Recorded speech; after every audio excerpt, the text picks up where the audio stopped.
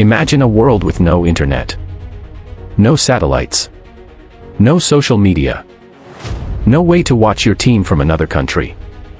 Now imagine, billions of people stop everything. Wars pause. Factories go quiet. Entire cities hold their breath. For one trophy. One tournament. One dream. The FIFA World Cup. The most watched event in human history. More people have cried over this tournament than over any film ever made. More careers were destroyed here than anywhere else in football. More legends were born in 90 minutes than in decades of club football. But here is what they never tell you. It almost never happened. Stay with me. Because this is not just football history. This is the story of humanity, told through a ball. The year is 1930. The world is in the middle of the Great Depression. People are losing jobs, losing homes, losing hope. And one man, a French football official named Jules Rimet, has an idea. He wants to give the world something to believe in. A tournament. Open to every nation. The best against the best. A true world champion. He picks Uruguay as the host. They are two-time Olympic champions. They are celebrating 100 years of independence. And they offer to pay every team's travel costs. But Europe refuses. The journey is too long. Too expensive. The Atlantic crossing takes 2 weeks on a ship. 3 months away from home. Most European clubs say no. With 2 months left, not one European nation has committed. Jules Rimet gets on his knees. He writes letters. He makes calls. He begs. Eventually, France, Belgium, Romania, Yugoslavia, Hungary agreed. 4 European nations. Out of obligation. Out of friendship. Not because they believe in the tournament. 13 nations total. That is all. 13. But something happened on July 30th, 1930. Something nobody expected. Uruguay beat Argentina 4-2 in the final. 93,000 people lose their minds. In Argentina, across the river, fans riot outside the Uruguayan embassy. The World Cup has its first heartbreak. It will not be the last. But the story that comes next, in 1950, will become the most painful moment in football history. And it happens to the country that was supposed to be unbeatable. The tournament returns after World War II. Brazil builds the Maracana, the largest stadium ever constructed. 200,000 seats. They build it for one reason.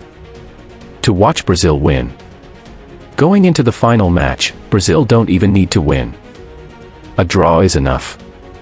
The newspapers have already printed the victory editions. The songs are written. The streets are ready. Uruguay are the opponents. Nobody believes Uruguay can win.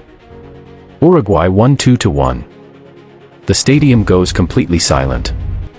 200,000 people, silent. Players collapse on the pitch. Fans weep in the stands.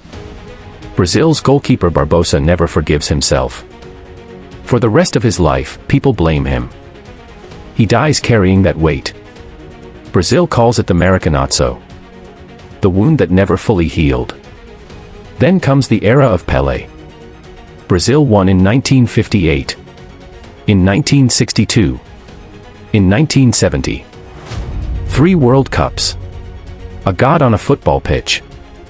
The 1970 Brazil team is still, to this day, called the greatest team ever assembled. But for every Brazilian, there is a Johan Cruyff. The Netherlands 1974. They play football from another planet. Total football. Every player attacks.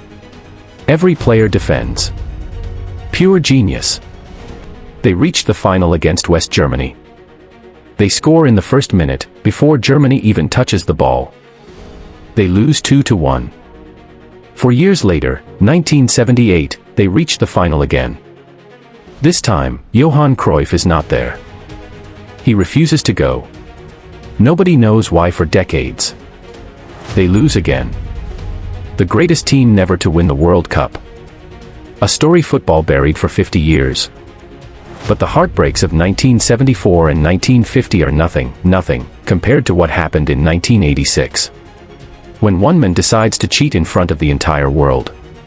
And somehow, becomes a legend for it.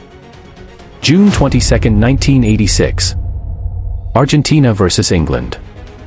This is not just a football match. For years earlier, Argentina and England fought a real war. The Falklands War. Soldiers died. Now they meet on a football pitch. Diego Maradona gets the ball in his own half. He runs. He beats one man. Then another.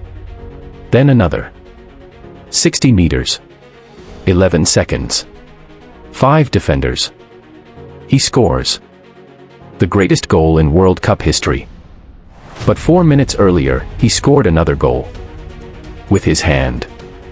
He punches the ball into the net. The referee didn't see it. It stands. After the match, a journalist asks him, "Was it the hand of God or the hand of Maradona?" "A little with the head of Maradona," he says. "And a little with the hand of God." Argentina won the World Cup. Maradona carries a nation on his back. A country still broken from a war.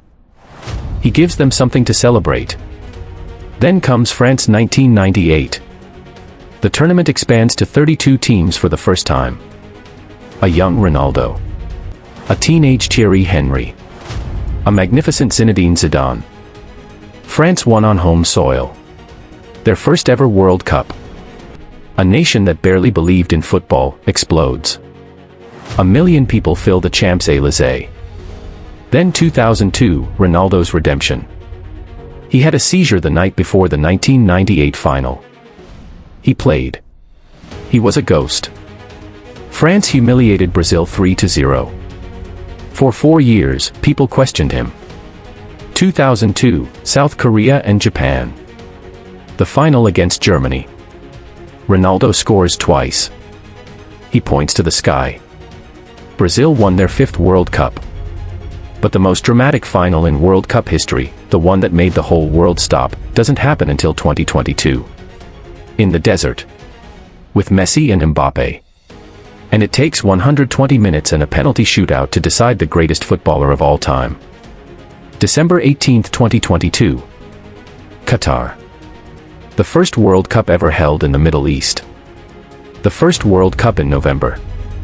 The most controversial World Cup ever hosted. Argentina versus France. Messi versus Mbappe. The old king against the new prince. By the 80th minute, Argentina lead 2-0. It is over. It is done. Messi is finally getting his World Cup. Then Mbappe scores. Then Mbappe scores again. 2 goals in 97 seconds. 2-2. Extra time. Messi scores. 3-2. Mbappe scores again. A penalty. His hat trick. 3-3. The greatest final in football history. Cannot be decided in 120 minutes. Penalties. Argentina won 4-2. Lionel Messi, 35 years old, lifts the World Cup. He cries. His teammates cry. Argentina had not won since 1986. Since Maradona. Since the hand of God. And now, the torch has passed. 92 years after Jules Rimet begged 13 nations to show up, 5 billion people watched one man lift one trophy. That is what the World Cup became. From a ship crossing the Atlantic. To 5 billion eyes on a screen. The World Cup is happening right now. For the first time, 48 nations. For the first time, 3 host countries. 104 matches. The biggest World Cup in history. And Messi is here again. At 38 years old. Already breaking records. Already making history. Because that is what the World Cup does. It does not care about age. It does not care about money. It does not care about club football. Every 4 years, the slate is wiped clean. And the question is simple. Who wants it more? From 13 nations in Montevideo to 48 nations across 3 countries. From Jules Rimet begging Europe to show up to 5 billion people who cannot look away. The World Cup was never just a football tournament. It was always the greatest story ever told.